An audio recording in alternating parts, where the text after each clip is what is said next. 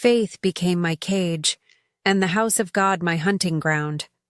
I wish that line weren't true. But for almost 3 years, I lived beside a man the town praised, and I called husband. People saw a pastor with a gentle smile. I saw late nights, closed doors, and a growing cold in my stomach I kept calling doubt. I told myself obedience was holy. I told myself good wives don't ask hard questions. Listen to me. Some truths must be shared even if they shake your beliefs. Because silence feeds the wrong wolf, I won't give you gossip. I will give you witness. Names, patterns, and what happened when I stood up in a crowded church and spoke out loud. You will hear how a kind girl's eyes told me more than any sermon, how a neighbor's courage became my plan, and how a single sentence exposed everything. If this finds you anywhere in the world, stay with me and share this story for someone who still thinks it's just in their head. Sometimes the path out of a cage starts with one honest voice. On a Thursday in October 1978, I heard the sentence that tore my world apart. I met him on a warm Sabbath afternoon, the kind where the church lawn smells like cut grass and lemonade. He preached on the virtuous woman, said a wife was a partner in holy work. He said it gently like a promise. I was 23 and I believed every word. Our courtship was careful, always a chaperone, always scripture between us like a fence with a gate we'd open on our wedding day. He brought books, asked about my choir parts, praised my mother's cake. My father watched him with quiet eyes. I mistook that caution for shyness. 8 months later, I stood in white lace that once belonged to my mother and said vows that felt older than the church walls. To love, to honor, to help. He slipped the ring on my finger, and the room hummed with hymns and approval. I thought the sound was God smiling. We spent 3 days in a little valley motel that felt like a palace because we were new and hopeful. He spoke of the future, district pastor, a larger church, a life built of service. I pictured potlucks, hospital visits, a tidy parsonage with a garden of yellow roses. I didn't picture locked doors. The first weeks in the parsonage were a soft dream. The organist practiced every morning. I ironed his shirts. We wrote thank you notes after supper.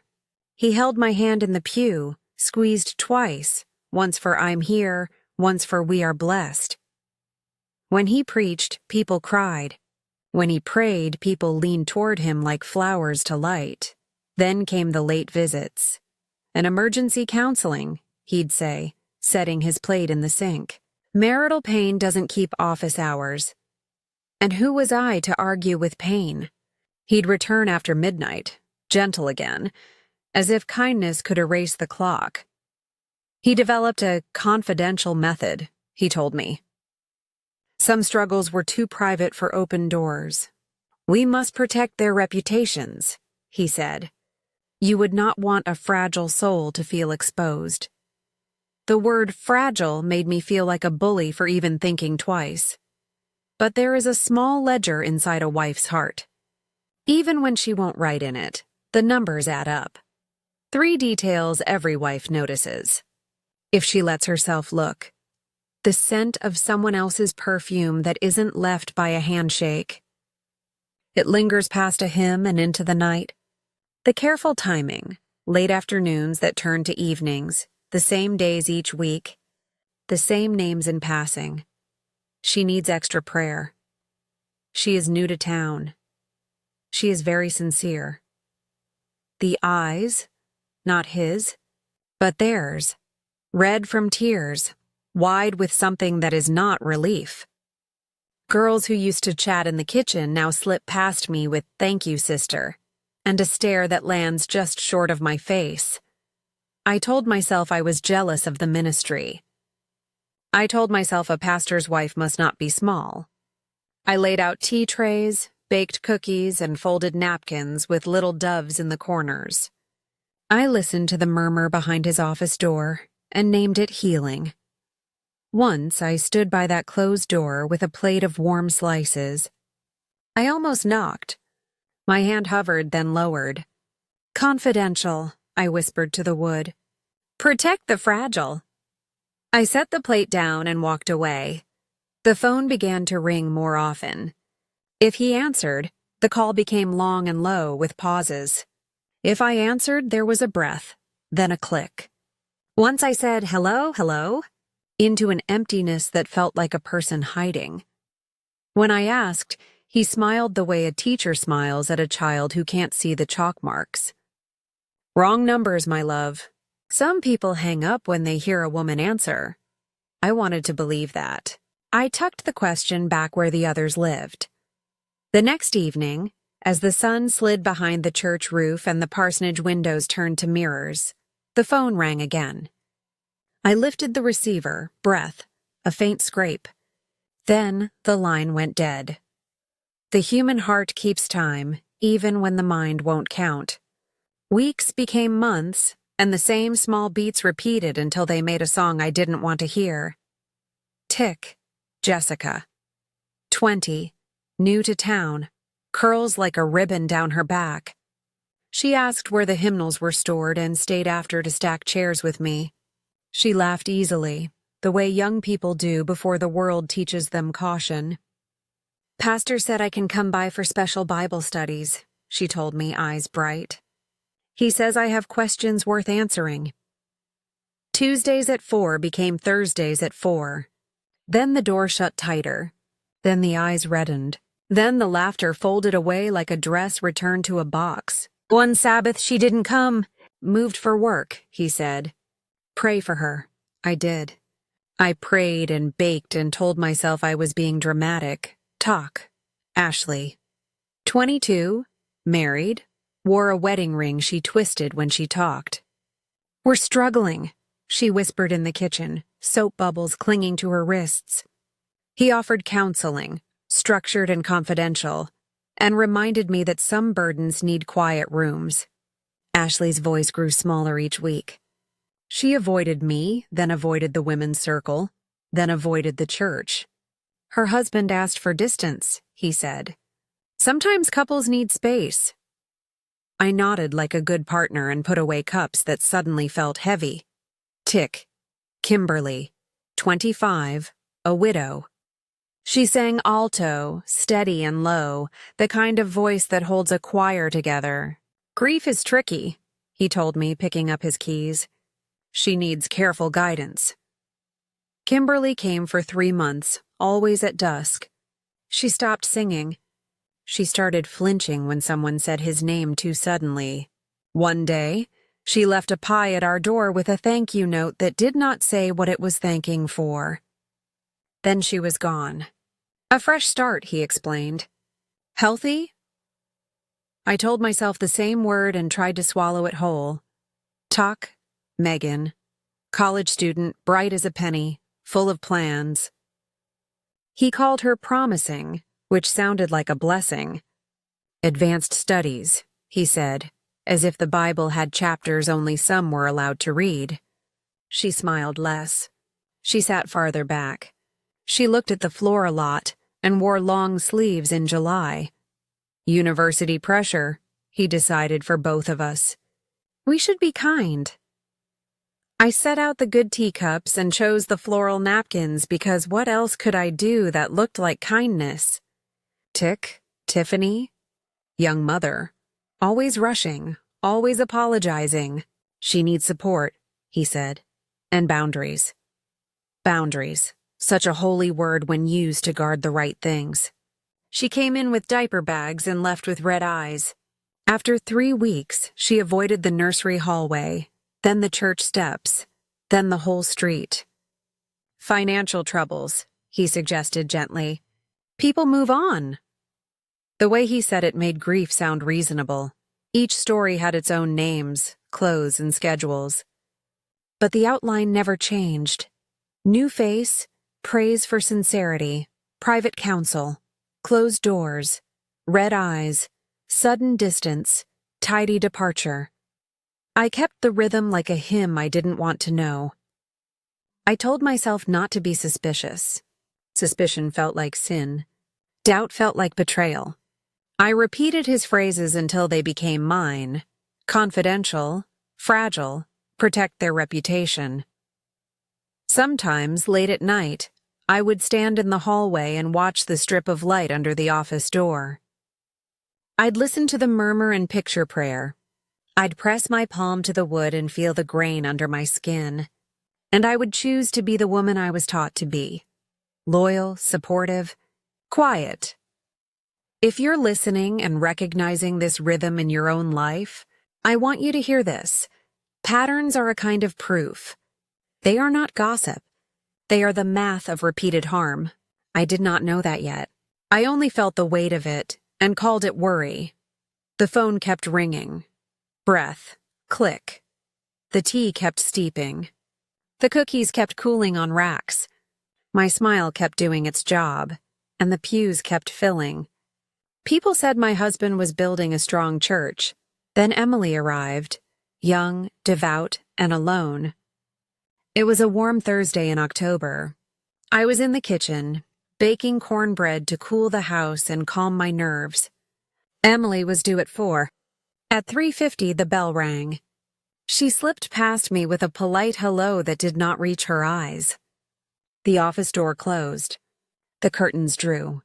The parsonage settled into that strange quiet I had taught myself to call holy. I tried to focus on batter and buttered pans, but the air felt tense, like a storm that hadn't announced itself yet. I told myself to fold laundry, to be useful, to stay busy. The utility room opened onto the little patio. From there, if I stood just so, I could see the office window. It was open for the heat. The curtains were shut for privacy. I took a shirt from the basket, shook it once, and heard a sound that made my hands go still. Emily's voice.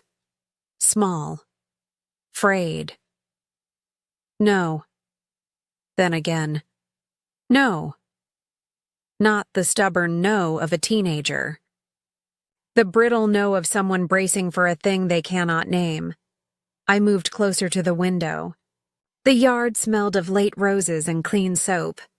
The organist across the fence was practicing scales. Ordinary life went on, stubborn as ever. Inside, his voice, my husband's, came low and firm. I couldn't catch the words at first, only the cadence. Not the gentle tone he used from the pulpit. Not the patient tone he used for hospital rooms. This was the voice he saved for control. Then the sentence that split the world in two. If you tell anyone about this, no one will believe you. Who doubts a pastor's word over a little girl's? Time stopped. I can still point to the place on the patio where the tile felt cold under my feet, where the laundry line cut a thin shadow across my shoe. I can still feel the shirt sliding from my hands and the way my heart began to pound like a door someone was trying to open from the wrong side. Freeze the frame right there. Have you ever heard a truth so awful you begged for the lie back? For one more second of not knowing? I had spent years putting faith between me and every uneasy feeling. In one breath, the shield shattered. The sound you just heard is the sound of a cage unlocking and a life falling apart at the same time. I wanted to run in. I wanted to scream. I wanted to break every confidential rule I had been trained to honor. Instead, I stood still and listened. Because stillness, right then, was the only way to carry the truth out of that room. What followed were fragments. Emily crying softly, the words tripping over each other. Please, I can't, I don't want. His answer, even quieter, threaded with honey and iron, praise, blame, and warnings about ruining families, about making up stories, about how no one would believe her anyway. I pressed my palm to the stucco wall to steady myself. The world that had seemed so solid, the hymns, the potlucks, the careful notes I wrote after visits, tilted like a table with one leg kicked out. When the office door finally opened, I fled to the oven, pulled out the cornbread, and stood in a cloud of buttered heat as if dinner could disguise the smell of fear. Emily passed through the kitchen with swollen eyes and a stiff little goodbye. He followed a minute later, smiling, praising the crust, calling the session very productive. That was when I understood. The mask did not slip. It lived on his face. He could smile over tea while a life broke in the next room. I knew the truth. But knowing is not proving, and without proof, a cage can close again. The next morning, I packed a small bag with shaking hands and told my husband I was visiting family. I took the Greyhound east, watching fields go by like slow pages turning. With every mile, my story practiced itself in my head, then fell apart, then knit back together. I was going to the one person who would not be blinded by pulpits or titles. Mrs. Edith had been our neighbor years before, 60, sharp-eyed, a nurse who had seen more truth than most sermons will allow. She was an Adventist. She loved strong tea and stronger medicine, facts, plans, action. She opened her door, took one look at my face, and said, "Sarah, sit." Tell it straight, so I did. I told her about the closed doors and the red eyes, about the phone calls that breathed and then died, about Jessica who moved, Ashley who needed space, Kimberly who needed guidance, Megan who felt pressure, Tiffany who had troubles, and I told her what I heard on the patio. No one will believe you. Mrs. Edith didn't gasp. She didn't say, "Surely not a pastor." She let the words land, then picked them up like tools. "All right," she said. "We do this sober and we do it right." "What does right look like?" I asked, because the fear in my stomach wanted vague courage, not a checklist. She gave me a checklist anyway. Blessed be the friend who does. Step 1. Protect the girl in front of you. Emily first, she said. You let her know you heard enough to believe her.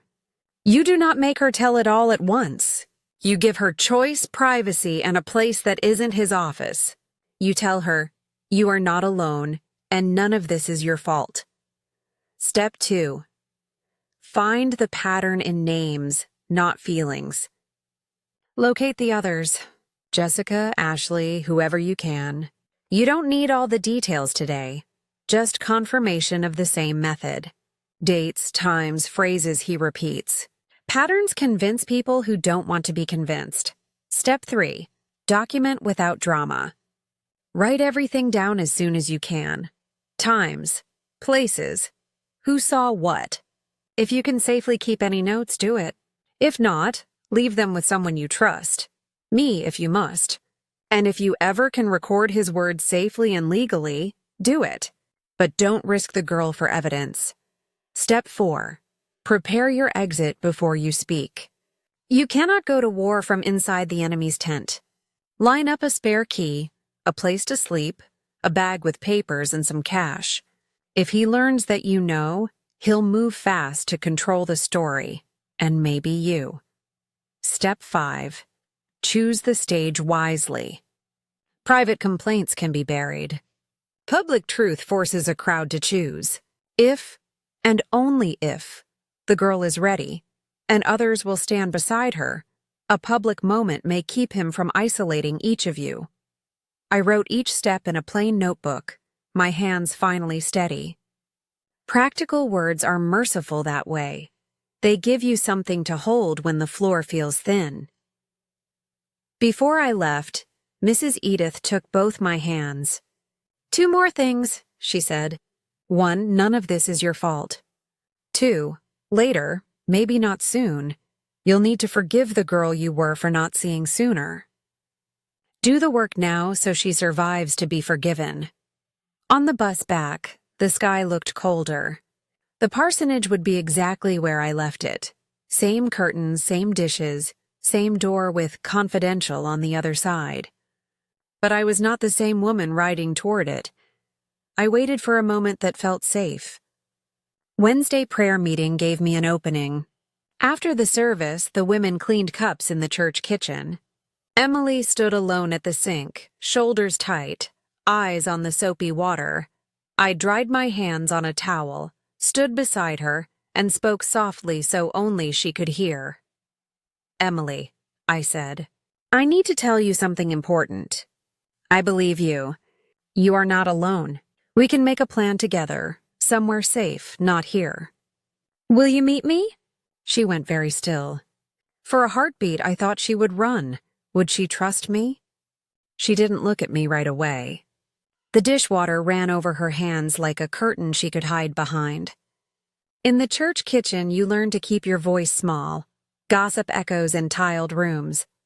I folded a towel, set it down beside her, and kept my eyes on the cups. "I heard enough to know," I whispered. "I believe you. You are not alone. We can talk somewhere safe. Not here, not my house. Will you meet me?" Her shoulders trembled once, then went still. A breath. Another. She rinsed a cup that was already clean, set it down, and finally nodded. No words, just a quick nod, like a bird that trusts the branch for one jump and no more. "Saturday," I said. 2:00, City Park. Back benches near the elm trees. She gave the smallest okay, and we both turned to the clatter of women coming back for the sugar bowl. No one noticed the pact that had just been made between the clink of china and the smell of dish soap. Saturday came bright and ordinary, the kind of clear sky that makes you doubt storms ever happen. I chose a bench facing the playground where noise would cover quiet talk. Emily arrived in a plain dress, hair pulled back, eyes scanning like a deer at the tree line. She sat at the far end of the bench, hands folded so tight her knuckles blanched. I didn't start with questions. I started with certainty. "You are not to blame," I said. "Nothing about this is your fault. I believe you. I will keep what you share private, and we will move at your pace. You choose what to say and what not to say. We will only do what you are ready for." She swallowed, nodded, and then, like a glass set down too hard, the first crack appeared. Tears gathered. She swiped them away, then let them fall. "He said no one would believe me," she whispered. "He said I would ruin my parents' life. He said we would have to leave the church, that everyone would think I was sick." I kept my voice level. That is what men say when they are afraid of truth. She told me about the special studies, how they began with verses on purity and submission, how compliments turned into tests, how pastoral care became a trap with rules she never agreed to. When she tried to push back, the threats came, soft at first, then sharp. "If I talk, he'll tell everyone I make up stories. He'll tell my parents I need help." "Like Jessica," I breathed in. "Tell me what you know about Jessica," I said gently. "She tried to tell," Emily said. "He met with her parents first. Told them she was having fantasies. They sent her away to relatives. People said she was unstable. I thought she moved. She didn't. She hid." I let silence sit long enough to honor what she had just handed me. Then I gave her a next step that felt like a handrail. "We will not do this alone," I said. "We will find Jessica if she wants to be found.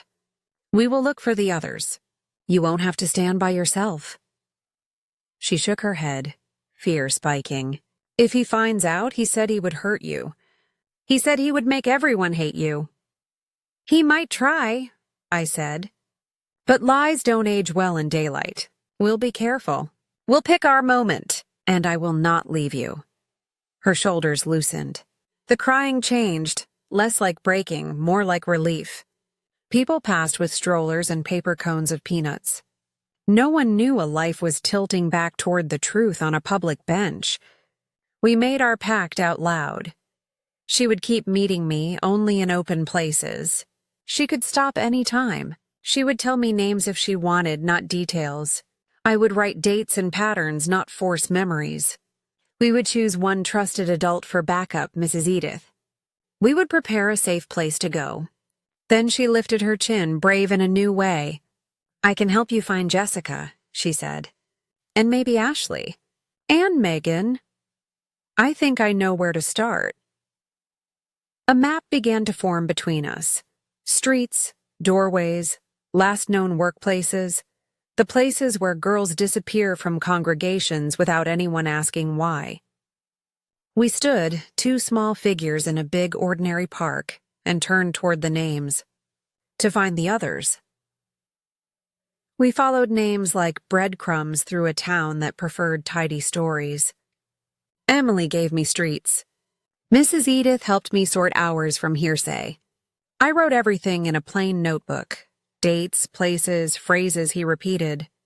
When fear rose in my throat, I swallowed it with tea and kept calling. Jessica first. A spare room over her aunt's garage, curtains shut at noon.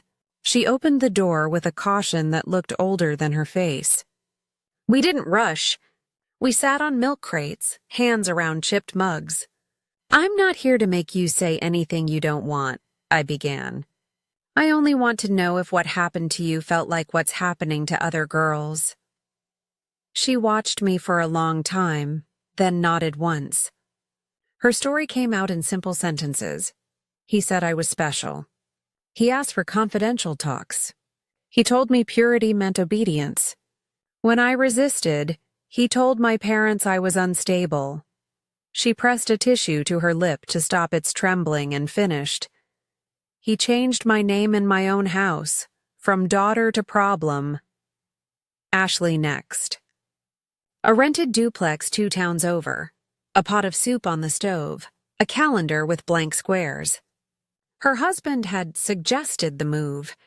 Later, he suggested leaving. She laughed once without humor. He told my husband I had fantasies, she said, rinsing a bowl that didn't need rinsing. Said I needed stricter rules, that I confused spiritual feelings with other kinds. My husband stopped holding my hand, stopped believing me. Imagine living with a man who trusts another man's word about your mind more than your voice about your life. I asked if she wanted to put anything on paper. She shook her head, then surprised herself. Yes, she said, but not for them, for me. She took my pen and wrote 3 lines, ending with, he taught my house to lock from the inside. Megan last of the 3 we could reach quickly. A dorm room with a view of brick and sky, textbooks stacked like walls. She let us in because Emily asked, not because she trusted anyone with church in their voice. We sat cross-legged on a thin rug. He called it advanced study, she said. Said leaders take special training. Said I should be grateful. When I said no, he called professors who attend the church. They called me emotional. My scholarship committee called me concerning. Funny how one word can bend so many doors shut. She held up a university letter. Polite, cool, final. I almost quit. Then I realized quitting was the last thing he wanted me to survive. She folded the letter and looked at me hard. He tried to fail me where grades don't show. 3 rooms, 3 lives, 1 blueprint, the same entry points. Flattery, secrecy, care. The same tools, scripture as rope, reputation as gag. The same exit, silence, relocation, a story told about the girl before she can tell her own. I didn't press for every detail. I didn't need them to relive pain to make me believe it. What I needed, and what they gave, were the bones of the pattern, day, time, phrases, the order of escalation, who he called first, how he turned families into mirrors that reflected his version back. Back at my kitchen table, the notebook pages filled. Tuesday, Thursday. Late afternoons. Special studies. Fragile reputation. No one will believe you. The handwriting looked steadier than I felt. We met again with Mrs. Edith. She looked at the list and tapped the table. You have corroboration, she said. You're not guessing. You're showing. We looped Emily in. She listened, cheeks pale, but her jaw was set. "I'll stand up," she said. "But not alone. Not alone," I promised. "Never again." We had names willing to speak, a pattern written plain, and a plan to keep each girl from being isolated. But I knew him. I knew the voice he could put on, the smile he could wear, the way he could turn a room like a page. With witnesses ready, patterns logged, and courage gathered, one question pressed like a thumb on a bruise. How do we stop his spin? Private complaints disappear into carpet. They get received, reviewed, and referred. A letter goes out. A file goes in. Meanwhile, a man with a pulpit keeps his microphone and his smile. A public service is different. A public service has witnesses you don't pick and echoes you can't stop. That is why we chose the sanctuary, because for years he used it like armor. We would turn it into light. Mrs. Edith laid out the reasoning in plain words. In private, he controls the room. He can speak first, define you as confused, and escort you out. In public, the room sees the order of truth. First one voice, then another, then another. The pattern reveals itself before anyone can rename it. We needed a date that forced attendance and routine. No easy way to cancel without questions. December services are full. People come early. They bring family. They expect warmth and words. We chose Wednesday, December 20th. We drew the smallest possible circle. Me, Emily, the 3 women we could reach, each with a ride home and a safe place after. And Mrs. Edith. No one else, not even the kind ladies who would have hugged us, because kindness talks. We practiced a sequence as simple as a hymn. I stand. I state the charge plainly, no details, only the pattern. I name Emily and invite her forward only if she nods. If Emily speaks, I call the others, one by one, to say one sentence each. I do not argue theology. I do not discuss marriage. I repeat the pattern and the dates. If he tries to name me hysterical, I repeat the pattern again. If he threatens, I point to the threat and say, "You heard that. Safety first." We lined up fallbacks like spare candles, suitcase staged, 2 dresses, the deed to my parents' plot, my birth certificate, cash in an envelope, and the notebook with dates, already copied once and left with Mrs. Edith. I slipped the case next door at Mrs. Miller's and told her, "I might need to sleep here." She didn't ask why. She just nodded and set an extra blanket on the sofa. Neighbor on standby, Mrs. Miller agreed to listen for any commotion and to call Mrs. Edith if I didn't return by 11. She also had a spare key to the parsonage. You'd be surprised how much courage fits on a little brass ring. Exit paths. Emily would arrive with her parents, who thought it was church as usual, and sit on the aisle. Jessica would sit near the back door. Ashley would park facing the road. Megan would carry her dorm key on a lanyard she could tug without thinking. Words we would not say. We would not say forgive, misunderstood, or private matter. Not yet. Those words belonged to endings. This was a beginning. The stakes rose like a tide as the day drew close. Status, his, mine, the church's. Safety of the girls, of my body, of anyone who might get between a furious man and a microphone. Belief, that rare creature that decides whether a room stands with you or against you before you finish your sentence. On the morning of the 20th, I left the small suitcase at Mrs. Miller's. I placed my notebook copy in her flower bin, under the paper sack. Old housewives know where secrets last. I dressed in a plain navy dress, the kind that doesn't draw attention until you stand up in it. He complimented the color at lunch and kissed my temple. Big crowd tonight, he said, cheerful as a bell. I'm speaking hope to close the year. I stirred the soup and said nothing. My hands were steady. My heart was not. Evening fell early as December prefers. The sanctuary filled with wool coats and candle breath. Children wriggled. Ushers smiled. He adjusted his tie in the side glass and took a long, slow breath, the way he does when he is about to own a room. We sang, we prayed. Announcements ended. He stepped to the pulpit, opened his Bible, and smiled at the flock he had tended and used. "Tonight," he said, voice warm as velvet, "our message is called Trust in the Supreme Shepherd." He began as he always did, calm, warm, in command. Trust in the Supreme Shepherd. Pages rustled like leaves. A baby cooed. I felt my hands fold, then unfold. I stood. The sound of one person rising in a packed sanctuary is small, but the sight is not. Heads turned. Ushers paused. He faltered on a word, then smiled wider, as if to cover the stutter. "Mark," I said, and the microphone carried his name farther than I meant it to go. "I need to speak to the church about a very important matter." A held breath passed through the room. He tried the gentle voice. "Dear, not now." "After the benediction." "Now," I said. I turned to the congregation. "Brothers and sisters, I have learned things about this man, my husband, that I cannot keep. Over months and years, he used closed-door counseling to harm young women. The pattern is the same: flattery, secrecy, pressure, and threats. Girls leave in tears. Then they disappear." Noise arrived in waves. "What?" "Hush! Is she serious?" A pew creaked. A mother clutched her daughter's shoulder. He reached for the narrative like a coat.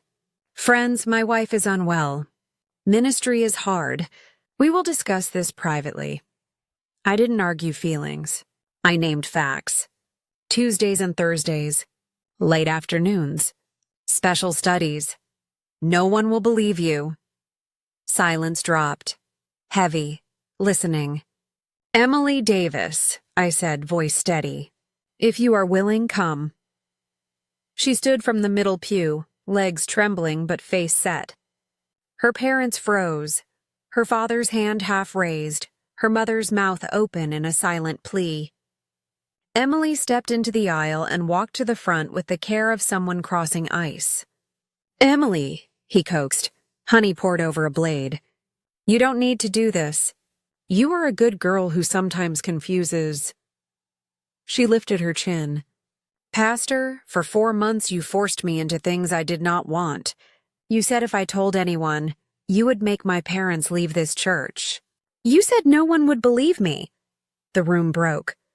A woman cried out. Men stood. Children asked, "Mama?" Emily's mother began to sob. Her father went stone still, then moved to her side and put a hand on her back, as if to keep her standing in her courage. I looked over the crowd and called, "If there are others willing to say one sentence, only one, please stand." A figure rose near the back, Jessica. He told my parents I was unstable when I tried to tell the truth. Another right aisle, Ashley. He taught my husband to doubt me more than he loved me. A third, near a pillar, Megan. He called professors and cost me my scholarship when I said no. The sound shifted from shock to recognition, the low murmur of a room adding columns in its head. I saw Sister Augusta, hands shaking, whisper to the woman beside her, then stand. "I noticed the closed doors," she said, voice breaking. I said nothing. "I am sorry." He dropped the mask, just for a second. "Enough," he snapped into the mic. "This is a conspiracy. You will regret—" Emily's father stepped forward, eyes wet but clear. He faced his daughter, not the pulpit. "Emily," he said, voice rough, "have you ever lied to me?" She shook her head. "No, Daddy." He turned to the platform. "Then I believe my daughter." The room surged, some toward Emily, some toward the aisle, some toward him. Deacons moved, hands up, peacemakers in wool. He leaned across the pulpit and hissed down at me, the mic catching more than he meant. Sarah, you don't know what you're doing. I'll destroy you the same way I destroyed the others. Gasps. A Bible dropped to the floor. For a heartbeat, the entire sanctuary held still, like a photograph taken by fear itself. I raised my voice, not to argue, but to point. You heard that, I said to the room, slow and clear. That's a confession. Everything moved at once, the way thunder moves after a lightning strike. Deacon Miller, steady as an oak even at 60, stepped into the aisle, palms out. Brothers and sisters, he called over the noise, we will have order. These are serious charges. We will not shout them down or hide them. Beside him, Deacon Oswald joined, voice firm. Pastor, for the safety of the congregation and the integrity of any inquiry, we ask you to step away from the pulpit. Now. He tried to smile it off. Deacon, sit. I have shepherded this flock. Emily's father walked past them all, straight toward the platform. He did not ask permission of church procedure. He looked once at his daughter, saw her chin up, hands shaking, and then he turned to the man who had made her shake. For my child, he said. And with one clean punch, he broke the last illusion in the room. Gasps burst like a flock of birds. Deacons moved fast, 2 to Emily's father, hands up to calm, 2 to the platform, forming a human railing between him and the first pew. No more, Deacon Miller said, removing the microphone from its stand. Pastor, please step down. He glared at me once, a look I felt like heat, and then he did what cornered men do. He tried to gather his papers, his Bible, his dignity. Deacon Oswald took the Bible gently from his hands and set it aside. Go home, Mark, he said, not unkindly. Do not return until the board has met. Ushers formed a corridor. He walked through it with a bloody nose and a perfect posture, the way some men leave rooms they no longer own. At the door he turned. You'll all regret this, he said. I have friends at the conference. The door closed on the last word. What followed were quick justice beats. Small but real. Escort. 2 deacons walked me to the side room, not because I asked, but because danger is louder after it is named. Phone calls, someone rang the conference secretary. Someone else called the district superintendent. Mrs. Edith called the girls' rides and met us in the fellowship hall with water and steady eyes. Statements. In the pastor's study, door open for the first time in months, the board chair took down the first written notes, dates, times, phrases. We wrote what we knew while the memory was still hot and exact. By midnight he was gone. I know because the parsonage lights were out, and the trunk space in the carport, the one we used for canned goods, stood open and empty. Mrs. Miller knocked on my door with her spare key and a whisper. Come sleep at my place. I packed nothing but my small case from her sofa and followed her to a quiet couch that felt like a real bed. By morning, word had traveled the way news does when it has both smoke and fire. The conference sent an interim elder to read a brief notice. The pastor was relieved of duties pending investigation. The sanctuary felt like a storm had happened overnight and left every cushion damp. Within a week, he fled. A ticket clerk in town said he bought a Greyhound to New York before dawn. The inquiry began. A committee took statements from Emily, then from Jessica, Ashley, and Megan, separately, respectfully, with another woman present. They asked for calendars, not character. For once, process served people. The keys changed hands. Ushers collected the office keys I once dusted around.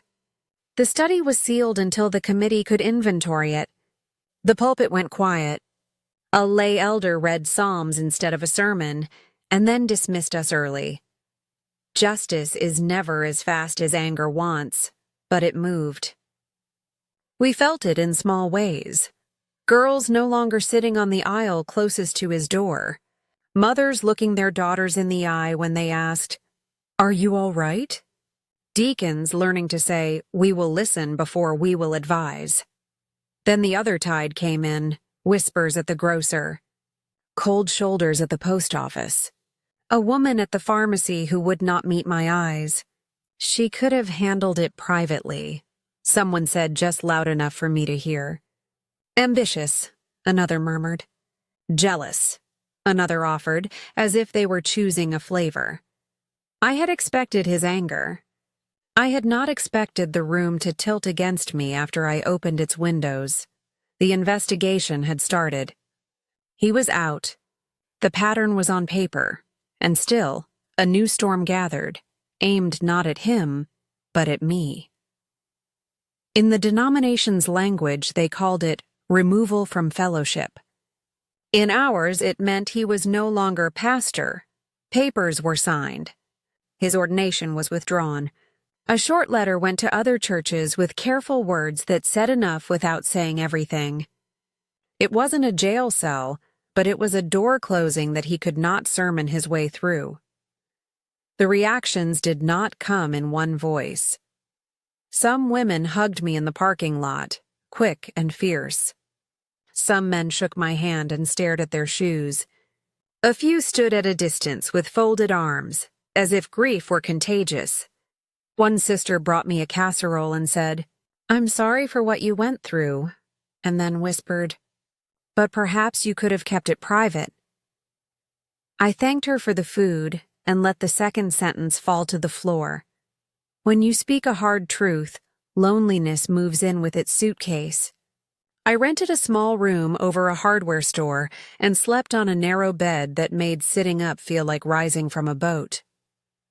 The parsonage curtains were no longer mine to straighten. The hymnals stayed on their shelves without my dusting. I learned how loud a quiet room can be when you have given up both your husband and your pew. I found work as a seamstress in a shop that smelled of starch and lavender.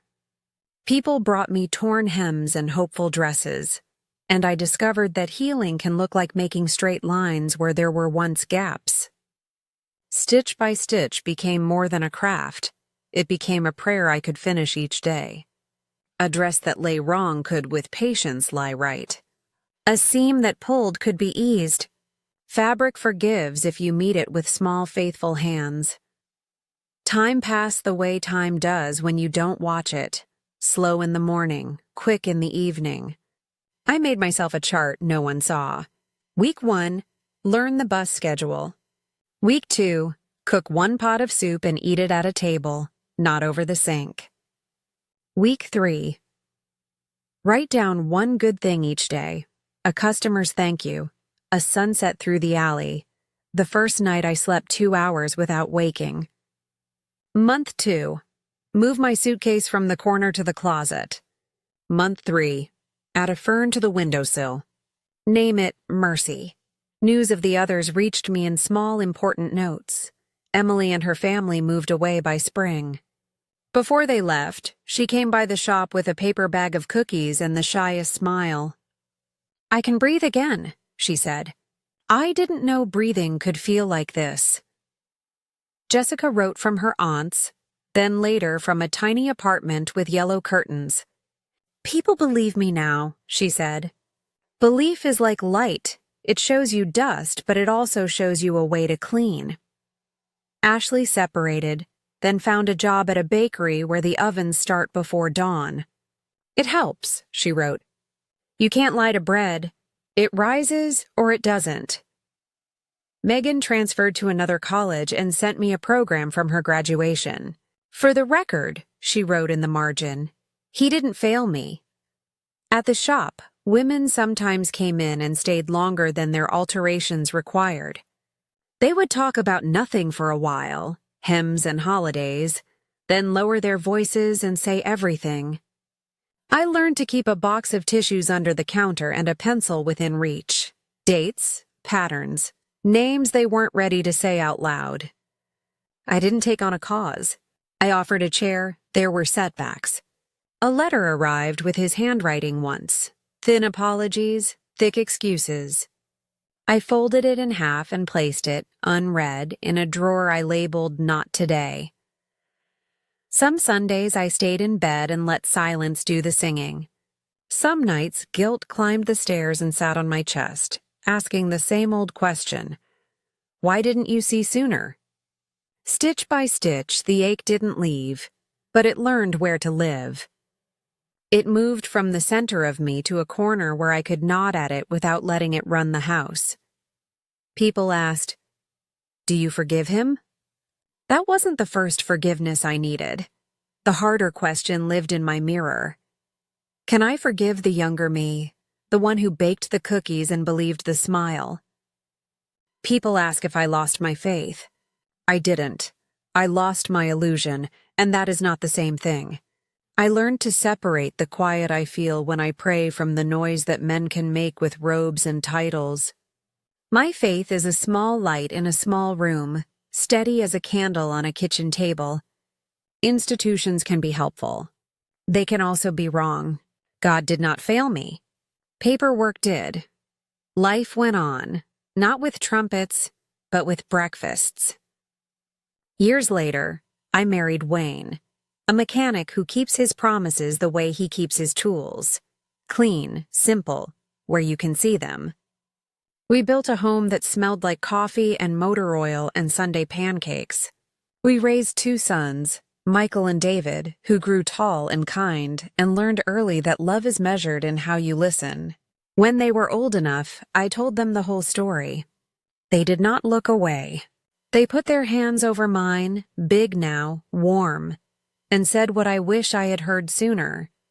We believe you. I still sew. The machine hums like a friendly bee, and I lay one seam beside another until a shape returns. Stitch by stitch is how fabric holds, and how a person does too. I used to think healing was a finish line. It is not. It's a path you keep walking, with blisters that turn to calluses and shoes that fit better each season. Sometimes I hear news, another town, another pulpit, another girl told to be quiet. It hurts and then it steals me. Silence does not keep peace. It keeps secrets. The choice is not between harmony and trouble. The choice is between truth and the damage that grows without it. I would rather live with the noise of truth than the comfort of a lie. If you, listening now, carry something heavy in a place that was supposed to be safe, hear me. What happened was not your fault. You are not difficult for telling the truth. You are not disloyal for naming harm. You are a person, and people are worth protecting more than platforms, pews, or reputations. Maybe your path is different from mine. Maybe you speak in a living room with one friend and not in a crowded church. Maybe your victory is a document filed, a door locked, a move across town, a morning you finally slept. Courage has many sizes. All of them count. As for forgiveness, people always want to rush to that word. I learned to start somewhere else. First, I forgave the younger me who set out cookies and called doubt disrespect. She was doing what she was taught. She deserved a chance to learn new words. Once I forgave her, the rest of my life stood up straighter. I will not tell you that speaking cost me nothing. It cost a church, a circle of friends, a last name on a mailbox, but silence would have cost my soul, and the safety of girls who came after. I made my trade, and I am at peace with it. If this story helped you, if it made a light in a corner of your house, share your voice. Say one true sentence to someone who needs it. Pass this on if you can. Your voice protects someone. I am an old woman now. I walk beaches at sunrise and watch the slow patience of the tide. The water keeps coming back, no matter how many times it's turned away. That is how truth works. It returns, soft and steady, until even stone learns the shape of it. Thank you for listening. And if you're ready, speak.